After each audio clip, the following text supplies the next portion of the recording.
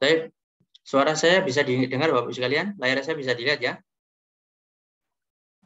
Bisa, Ustaz. Baik.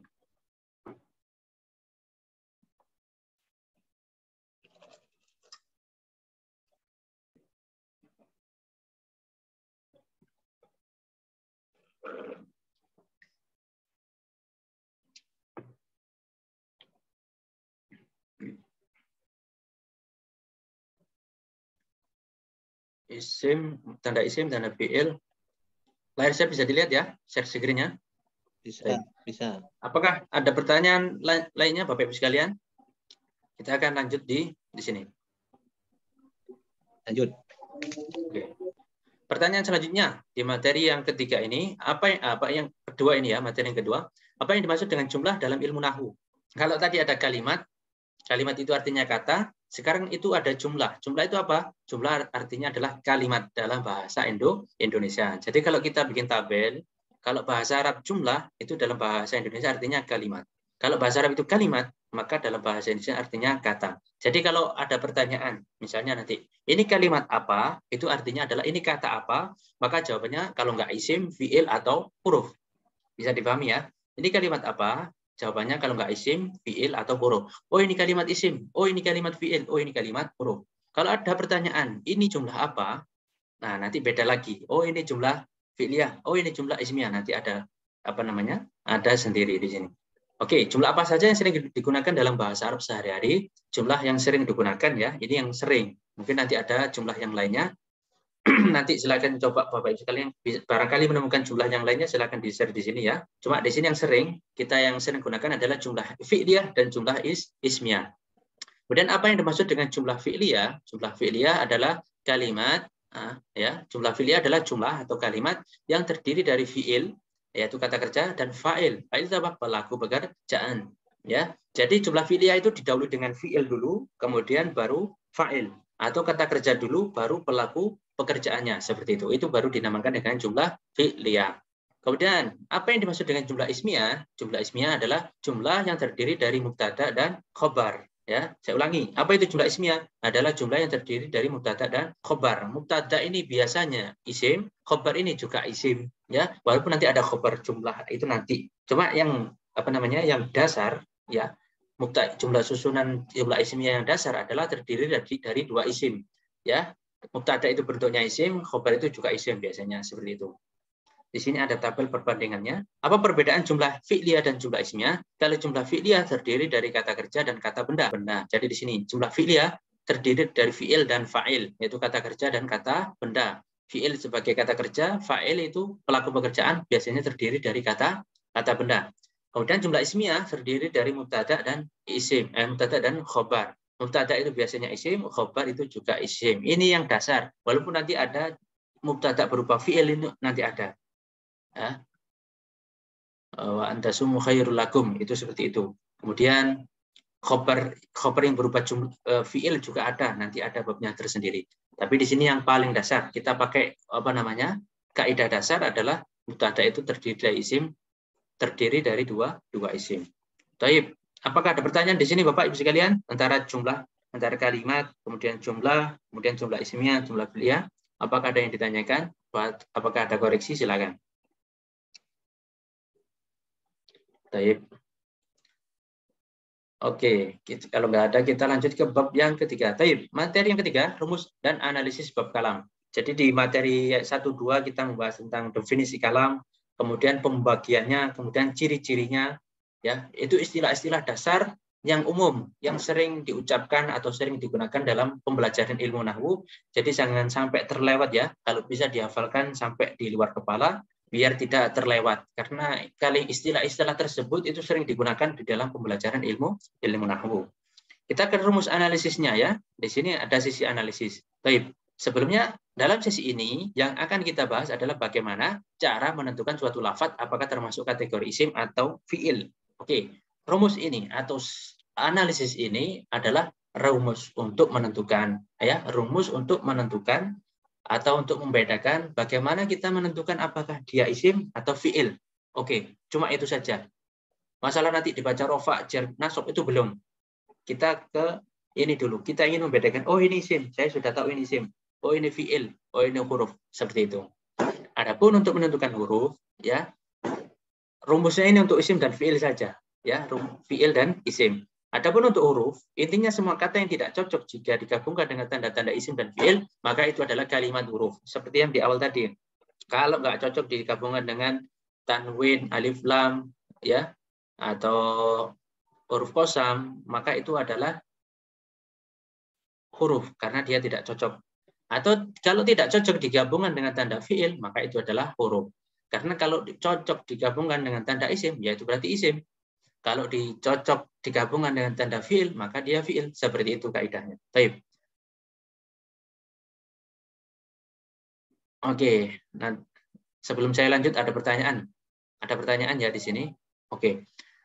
Nah, ini dari chat ya. Assalamualaikum Ustaz. Dalam penggunaan dalam penggunaan jumlah dalam bahasa Arab, kapan kita gunakan jumlah fi'liyah dan kapan kita gunakan jumlah ismiyah?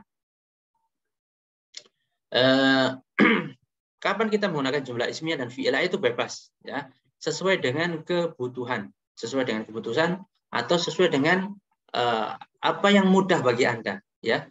Yang mudah bagi Anda untuk Anda ucapkan itu apa? Kalau mudah dengan menggunakan jumlah fi'liyah, ya silakan. Atau mudah dengan jumlah ismiyah, silakan. Contoh ya, contoh. Kita bisa menggunakan koma zaidun atau zaidun qaimun, seperti itu. Atau koma zaidun atau zaidun koma. Itu sama saja artinya, sama-sama berdiri. Ya, kalau kita terlintas di benak kita, di otak kita, koma zaidun, maka kita bisa menggunakan koma zaidun. Tapi kalau kita terlintas di benak kita zaidun koma atau zaidun qaimun, kita bisa menggunakan jumlah ismiyah tersebut. Tapi di sini ada sedikit sebenarnya, ada sedikit yang mencolok. Untuk makna yang lebih ditekankan atau makna yang lebih kuat, kalau kita ingin menggunakan lafadz dan menekankan makna yang lebih kuat, kita bisa menggunakan jumlah ismiyah. Contohnya, ya, kita ngobrol dengan teman kita. Kita ingin memberikan kabar kepada teman tentang betapa pentingnya berita ini, yaitu tentang berita tentang datangnya Zaid. Misalnya Zaid ini seorang presiden atau seorang pimpinan lah, dan dia sangat menjadi populer di kalangan temannya. Seperti itu misalnya. Nah, ketika kita ingin mengabari bahwasanya Zaid itu datang, dan teman kita itu agar lebih responsif, kita bisa menggunakan jumlah ismiyah. Contohnya seperti apa?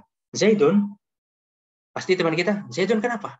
Zaidun ada apa? Zaidun kabarnya apa? Zaidun qaimun atau Zaidun jaa. Seperti itu. Ya, Zaidun ya'ti atau Zaidun ata. Qad ata, seperti itu. Maka teman kita ketika dia mendengar lafaz Zaidun, maka dia pasti langsung pikirannya, pola pikirnya langsung sadar. Tapi kalau kita menggunakan jaa Zaidun, pasti teman kita itu nggak akan begitu responsif seperti itu. Jadi kapan kita menggunakan itu bebas, sesuai kebutuhan, sesuai dengan kemudahan. Tapi kalau ada makna yang ingin lebih ditekankan, makna yang lebih kuat, itu bisa menggunakan jumlah ismiyah. Seperti itu. Bisa difahami ya? Baik, kita lanjut ke sesi analisisnya. Apakah ada pertanyaan lainnya sebelum saya lanjut? Oke, kita lanjut dulu ya.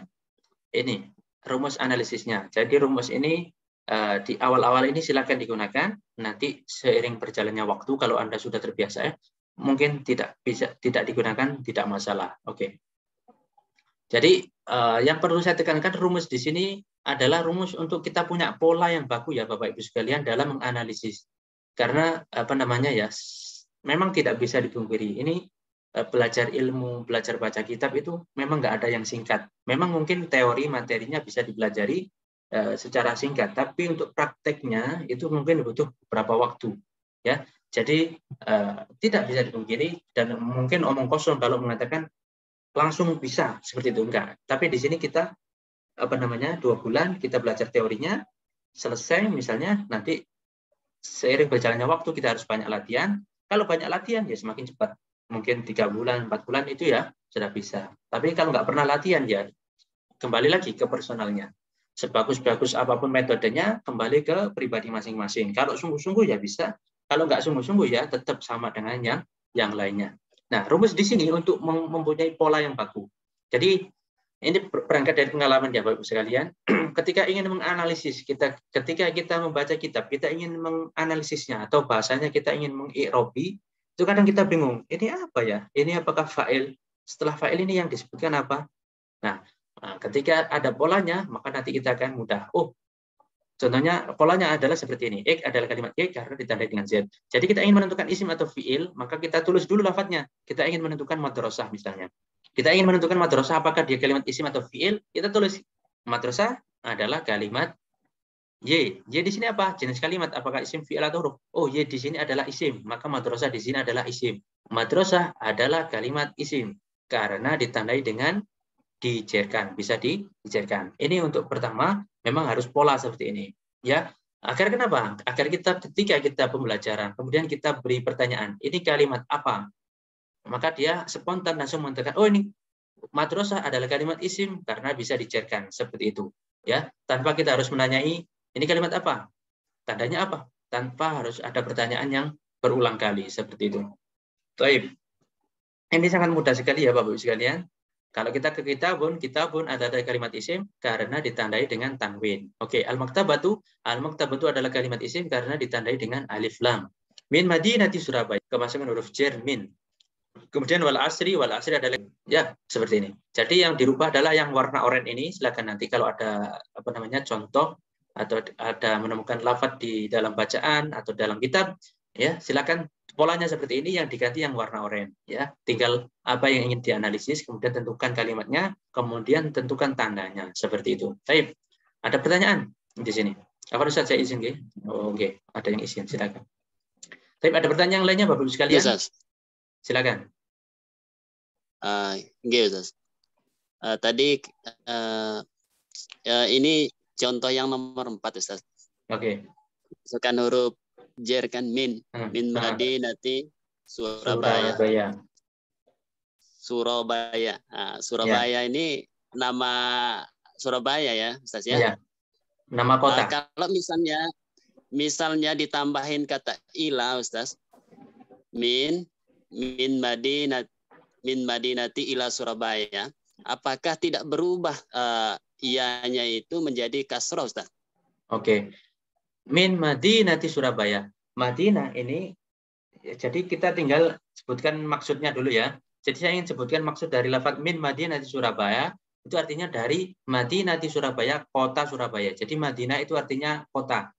Dari kota Surabaya. Oke. Bukan Madinah Munawwar, bukan ya. Madinah itu artinya kota. Iya. Nah, iya. Oke. Tapi kalau kita ingin memberikan lafaz ila pada Surabaya, min Madinati Malang ila Surabaya misalnya, min Madinati Malang ila Surabaya, maka Surabaya tetap dia adalah kemasukan huruf jar, dan dia nanti harus dibaca jar. Nah, kalau nggak dikasroh, nah ini nanti ada di bab i'rab. Maka saya dikatakan di awal, tanda jar itu bukan cuma kasroh, nanti ada tanda yang lain. Ada ada kasroh, ada fathah, ada ya. Oke, nanti ada di babnya. Oke, nah Surabaya nanti tanda jarnya apa? Tanda jarnya adalah fathah. Kenapa? Karena dia nama seperti itu. Ya. Atau Surabaya ini nama dan oke. Nanti ada babnya tersendiri ya, biar nggak tambah bingung. Oke. Oke, ya Ustaz. Makasih, Ustaz. Baik, ada pertanyaan lainnya Bapak? Atau koreksi silakan. Assalamualaikum warahmatullahi wabarakatuh. Waalaikumsalam warahmatullahi wabarakatuh. Contoh yang nomor 3, al-maktabatu kalimat isim karena ditandai al. Ya. Jadi misalnya tidak ditandai al itu diakhiri, bisa enggak maktabatun? Bisa. Maktabatun berarti tanda isimnya bukan al apa tanda? Bukan al, tapi tanwin begitu. Tanwin seperti itu. Bisa. Jadi begitu. sesuai Baik, dengan situasi dan kondisinya dari lafaz tersebut. Seperti itu. Jadi kalau tidak ditandai al, berarti bisa ditanwin ya. Tanwin. Kalau tidak pakai tanwin, kalau pakai al nggak boleh pakai tanwin gitu. Betul sekali. Oke, memang antara al sama tanwin ini nggak boleh gabung dalam satu lafaz ya. Jadi kitabun itu nggak boleh al kitabun, nggak boleh. Jadi ada kalanya kitabun atau al kitabu. Seperti itu. Kalau al maktabatu juga sih begitu. Pilih antara al maktabatu atau maktabatun. Nah, tapi nanti ini ada perbedaan ya. Nanti ada di bab nakirah dan ma'rifat. Kalau ada alnya ini ma'rifat, kalau nggak ada alnya itu nakirah, seperti itu nanti ada ada perbedaan makna memang antara tanwin dan ada alif lamnya, itu ada perbedaan makna atau perbedaan maksud. Tapi secara analisis lafaz Anda bebas mau menggunakan kitabun boleh, mau menggunakan al-maktabatu boleh, itu tadi asalkan ngerti alasannya. Jadi nanti kalau Anda sudah paham kaidah dalam ilmu nahwu, jadi Anda nanti bebas mau membaca lafaz satu kitab itu bebas, asalkan harus ngerti alasannya, seperti itu. Kalau ditanya ini kenapa dibaca fathah, oh seperti ini. Oh ini kenapa dibaca kasroh, alasannya seperti ini. Nah, oke, nggak apa-apa. Karena nanti seperti alladzi yang kudul wudu'u atau yungkidul wudu'a. Nah, itu sama-sama lafadznya ya nun qaf dot. Nah, tapi al wudu'u atau al wudu'a itu bebas, tapi nanti kita harus ngerti alasannya. Seperti itu. Baik, bisa difahami Bapak Ibu sekalian? Baik. Apakah ada pertanyaan yang lain? Silakan. Jadi ini materinya masih ringan dulu ya Bapak Ibu sekalian, karena mungkin teman-teman kita masih ada yang baru belajar ya. Mungkin Bapak Ibu sekalian sudah banyak yang belajar memang ya. Saya mohon bersabar ya, yang sudah pernah belajar saya mohon bersabar. Nanti kita belajar sama-sama ya. Yang sudah pernah belajar dan sudah paham misalnya, kita bersabar, kita tunggu teman-teman yang lainnya, kita berangkat sama-sama, kita berbagi ilmu dengan yang lainnya agar kita sama-sama paham tentang bahasa Arab. Oke. Yang belum atau yang masih awal, silakan tingkatkan semangatnya agar bisa mengejar dengan teman-teman yang lainnya. Baik. Sebelum kita tutup, ada pertanyaan yang lainnya? Mungkin hari ini cukup sekian Bapak Ibu sekalian ya. Apakah ada yang ditanyakan lagi? Permisi Ustaz. Silakan. Selain belajar di jalur ini, apakah ada belajar tambahan lain selain ini yang jadi cukup ini saja?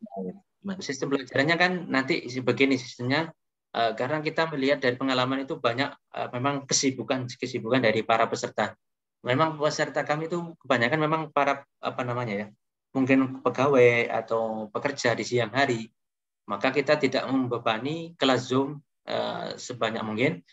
Nah, kemarin kan seperti diinfo bahwasanya pembelajaran di grup WA yaitu 3 kali atau 4 kali seminggu di dalam grup. Jadi nanti sesuai jadwal nanti saya akan bagikan materi berupa video dan PDF di grup.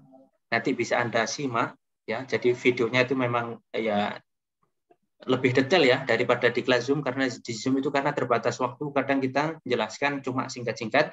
Tapi kalau di video, di materi harian, itu lebih detail karena waktunya lebih lama, karena nggak ada batasan waktu. Kemudian saya nanti bagikan grup materi di grup berupa video dan PDF. Nanti silakan disimak. Kalau belum paham bisa diulang-ulang. Nanti kalau ada pertanyaan, kita diskusikan di malam hari. Atau ketika Anda sempatnya kapan, silakan tanya. Baik, kalau grupnya dikunci langsung japri ke saya, nanti silakan ditanyakan. Kalau grupnya dibuka, silakan langsung tanya di grup. Nanti insya Allah saya usahakan dijawab seperti itu, atau nanti bisa dijawab teman-teman yang lainnya. Kemudian ketika 3-4 kali itu 3 kali materi berupa video dan PDF, nanti di akhir pekan kita akan ada kelas Zoom. Seperti ini kelasnya. Mungkin di materi-materi ke depan kita ada prakteknya juga, karena di materi awal belum ada praktek. Di materi yang ke depan itu lebih detail, nanti ada prakteknya, kita akan praktek sama-sama. Nah, secara pengalaman ya, dengan metode seperti ini banyak teman-teman yang katanya memang mengaku memang jadwalnya memang agak padat seperti itu. Dengan metode seperti itu aja sudah mengaku padat karena memang banyak yang bekerja, karena di akhir pekan itu ada kesibukan. Akhirnya kita ambil tengah-tengah, ya 3 kali seminggu. Di akhir pekan ada Zoom. Jadi 1 minggu itu ada Zoom. Nanti kalau Bapak Ibu sekalian masih kurang puas, nanti silakan japri langsung ke saya. Bisa diskusi via via japri atau via voice note seperti itu. Seperti itu Bapak. Bisa dipahami Bapak Ibu sekalian? Baik, Bu. Kemudian kalau proses Zoom dari awal sampai akhir nih, apa ini nanti bisa dibuat YouTube lah supaya yang tidak bisa mengikuti bisa mengikuti buat YouTube. Baik, tentu Bapak Ibu sekalian, kelas Zoom hari ini kita sudah record ya. Nanti akan kita upload di YouTube kami dan nanti akan kami share di grup ya, agar bisa dipelajari bagi teman-teman yang berhalangan hadir. Oke, yang berhalangan hadir nanti bisa menonton videonya, video rekamannya ini bisa disimak mulai awal sampai akhir. Kalau ada pertanyaan seperti tadi silakan ditanyakan di grup atau japri kepada mentornya seperti itu. Insya Allah nanti akan kami upload dan kami infokan di grup seperti itu. Terakhir, apakah ada amalan-amalan supaya kita, karena kita sudah tua-tua ini usia, supaya daya ingat lebih kuat atau bagaimana, Ustaz, supaya lebih ini atau semangat, lebih semangat? Oke, ini amalan ya. Amalan yang ringan, sangat mudah sekali karena logikanya seperti ini Bapak.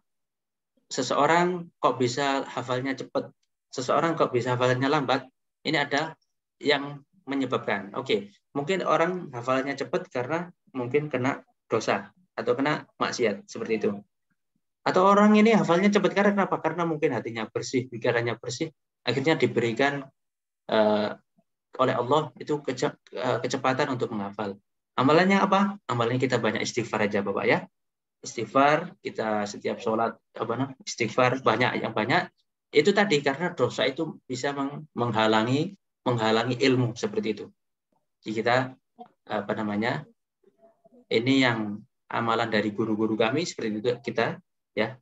Ketika kita membersihkan diri dari dosa, insya Allah nanti Allah akan memberikan ilmu yang tidak disangka-sangka atau ilmu yang tidak disangka jalannya seperti itu. Baik, hanya seperti itu Bapak yang saya tahu. Mungkin Bapak Ibu sekalian punya amalan yang lain, bisa nanti didiskusikan secara pribadi melalui japri ataupun yang lainnya. Seperti itu ya Bapak ya. Nanti kalau kurang, nanti silakan japri ke saya. Nanti ada yang lainnya juga. Silakan. Baik. Ada pertanyaan yang lainnya Bapak Ibu sekalian? Tambah lagi Ustaz. Silakan. Terkait niat bagi yang sudah usia, ya paling tidak usia, sudah keluarga. Kita ini kan pemula, biasanya kan dipelajari oleh pemuda-pemuda ini biasanya. Tapi jadi supaya kita ini ada manfaat, tidak sia-sia belajar kita bagaimana niat kita ini. Karena kalau saya ini dengan usia yang sudah usia tua ini, mana ilmu apa yang didahulukan dulu, kok baru-baru belajar ini gitu. Nah itu supaya belajar ini ada catat ya bermanfaat, kemudian sebagai amal ibadah, bagaimana itu niatnya. Untuk belajar ilmu agama, insya Allah tidak ada yang sia-sia ya Bapak Ibu sekalian, karena itu tadi kembali ke niatan kita. Kalau kita niat, kalau kita sungguh-sungguh, nggak ada yang nggak mungkin Bapak Ibu sekalian. Karena banyak ulama-ulama kita terdahulu. Ini ada kisah dari Imam Ibnu Hajar al-Asqalani. Beliau mondok beberapa tahun, ya, mondok tapi nggak bisa-bisa sampai dia tinggal kelas. Mungkin teman-temannya itu di kelasnya itu dia yang paling tua. Mungkin dia umur 20 tahun, temannya yang di kelas itu masih umur 5 tahun atau umur PAUD seperti itu. Akhirnya dia putus asa. Dia pulang. Ketika dia sampai ke satu tempat, dia melihat di goa ada tetesan air di batu. Ketika dia lihat batunya lubang, ternyata apa? Ternyata terkena tetesan air. Oh, ternyata ketika air ini terus menghantam batu saja yang keras bisa lubang. Nah, kita juga seperti itu, yang sudah tua, pemikiran kita, akal kita, pemahaman kita, kalau kita terus tempa, kita pelajari ilmunya, kalau kita tonton terus, apalagi sekarang bentuknya video, bisa diulang-ulang, nggak ada yang nggak mungkin Bapak, pasti bisa. Nah, tapi untuk niat belajar, ini niatkan karena memang untuk memanfaatkan waktu, ya, untuk belajar, untuk mencari ilmu, untuk menggunakan akal kita untuk bentuk rasa syukur kita kepada Allah. Kita masih diberikan akal, kita gunakan untuk belajar, ya. Memang banyak ilmu-ilmu yang lain, tapi kita nggak apa-apa, tidak menutup kemungkinan untuk belajar ilmu nahwu. Mungkin karena kita baca Al-Quran, kita berusaha, kita memang ingin ibadah baca Al-Quran, tapi kita juga ingin bisa. Ini kenapa ya Al-Quran ini bacanya seperti ini? Ini maknanya apa? Maksudnya apa? Kita bisa mempelajari dengan ilmu seperti ini, ilmu nahwu. Minimal kalau kita sudah belajar ilmu nahwu, ketika datang ke pengajian, kemudian ada ustadznya yang menerangkan ayat Al-Quran, di situ ada singgungan nahwu atau tata bahasa, kita minimal enggak begitu ketinggalan. Minimal ada nyandai titik-titik seperti itu. Seperti itu Bapak ya. Tadi niatnya kita gunakan bersyukur kepada Allah karena kita masih diberikan akal, kita gunakan untuk belajar. Niat untuk memperbaiki diri. Niat untuk ya Allah, ini taubat saya karena masa dulu nggak belajar, saya coba gunakan masa tua ini untuk belajar. Mungkin atau moga-moga dengan niatan saya ini Allah Subhanahu wa taala mengampuni dosa-dosa saya, seperti itu. Niatnya banyak sekali Bapak sekalian. Nanti bisa diniatkan, yang penting di situ ada niat kebaikan dan niat yang penting untuk memperbaiki diri, seperti itu. Baik, bisa dipahami Bapak sekalian? Bisa ya? Baik. Ada pertanyaan lainnya Bapak sekalian? Bapak, ada pertanyaan lagi? Halo. Halo, silakan. Ini tadi ya, saya tadi Bapak tadi kan sudah berumur juga tuh. Jadi kalau saya ini umurnya 30-an lah, tergolong muda aja gitu. Tapi terlambat juga untuk belajar ya. Iya, nggak ada terlambat untuk belajar Bapak. Thalabul ilmi minal mahdi ilal lahdi. Penuntut ilmu itu sedikit terlambat lah tadi. Ya, sedikit. Baik, silakan Bapak. Jadi mohon bimbingannya nanti untuk ini masukkan aja untuk Zoom-nya kalau bisa memang dipertahankan waktu seperti tadi dimulai jam 9 kan ba'da tarawih kan. Oke. Kalau untuk hari sudah puasa Ramadan nanti mungkin bisa normal lah, tapi tetap di hari Sabtu malam Minggu gitu kan. Karena hari libur betul kata Ustaz tadi, karena kita meluangkan waktu kan ada aktivitas masing-masing kalau di siang hari. Oke, baik. Memang kita usahakan cari waktu. Kalau Ramadan ini kan memang ada tarawih ya, jadi agak malam sedikit. Kalau hari-hari biasanya itu biasanya kami jam 8 Bapak sekalian ya. Jam 8 kami rasa itu sudah begitu longgar ya, banyak yang longgar. Kemudian nanti bisa agak lama kalau malam itu. Kalau sore nanti akan biasanya sebentar seperti itu. Tapi insya Allah nanti jamnya seperti ini Bapak. Nanti untuk bulan Ramadan tetap waktunya nanti insya Allah akhir pekan seperti ini ya. Nanti ya malam Ahad, kita usahakan malam Ahad, kemudian jamnya nanti antara jam 8:30 ya, seperti itu tadi, agar banyak yang mengikuti. Baik, di sini ada chat, mungkin ada pertanyaan. Ada yang lainnya, Bapak Ibu sekalian, silakan. Oke. Di sini Sumut tarawih mulai jam 8. Ya memang daerah Aceh ke sana ya, acara Sumatera itu memang tarawihnya agak lebih lambat ya. Jam 8. Tapi karena di sini kita mempertahankan kita ambil tengah-tengah ya Ibu sekalian, ambil tengah-tengah, maka jamnya 8:30 karena teman-teman yang lainnya mungkin banyak yang sudah selesai tarawih agar tidak kemalaman. Nah, bagi yang daerah barat, khususnya daerah Sumatera dan ke barat, nanti bisa mengikuti atau menyusulnya. Ya, nanti kalau ada pertanyaan kita tampung, nanti juga insya Allah tetap ada rekaman agar bisa dipelajari. Seperti itu. Tapi ada pertanyaan lainnya?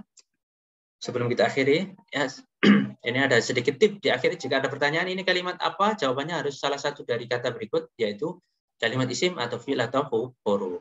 Baik. Baik, Ustaz. Oke. Baik. Ada pertanyaan lainnya Bapak sekalian? Tidak ada, Ustaz. Terima kasih. Baik. Insya Allah, ya, baik, untuk hari ini cukup sekian ya Bapak sekalian. Semoga pembelajaran hari ini bisa memberikan manfaat khususnya bagi saya dan bagi kita semuanya. Dan semoga Allah Subhanahu wa taala terus membimbing kita, memberikan kita taufik hidayah dan inayahnya sehingga kita terus istiqomah dalam belajar. Dari saya ada kurang lebihnya mohon maaf. Akhirul kalam wallahu a'lam bishawab. Wassallallahu ala sayyidina Muhammadin wa ala alihi wasallam. Wassalamualaikum warahmatullahi wabarakatuh. Waalaikumsalam warahmatullahi wabarakatuh. Assalamualaikum. Waalaikumsalam warahmatullahi wabarakatuh. Izin live Ustaz ya. Naam, tafadhol.